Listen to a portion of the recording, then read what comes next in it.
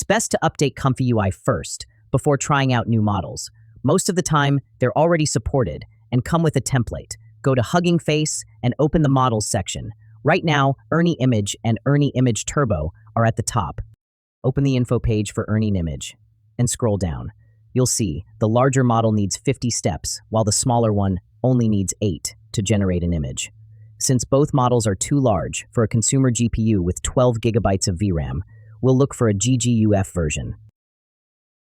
Search for Ernie, then open the full list of models. We'll use the GGUF version from Unsloth. Go to Files and Versions, and you'll see all available model files. Pick one that matches your graphics card. I chose the one at the very bottom. Now, create a new workflow in ComfyUI. Click the plus icon at the top. Go to the Assets folder and open the image file. That image is our workflow. Drag it into your new ComfyUI workflow. If you see a red border inside ComfyUI, that means something is missing. Sometimes an update helps, but not always. Depending on what you already have in your ComfyUI folders, more or fewer files may be missing. I couldn't find the exact files with the same names, but we can work around that.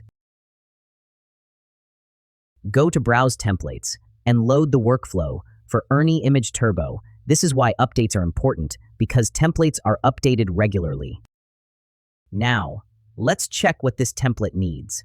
It also requires Ministral, but the name is written slightly differently. For the VAE, Flux 2 should be enough. Let's see if it works. On the left side, in the template view, you'll see the required models. Click them and download Ministral and Flux 2. You won't need the rest. Here, I've outlined which model goes into which folder. After that, refresh your nodes. It's faster. Look at the picture, or restart ComfyUI.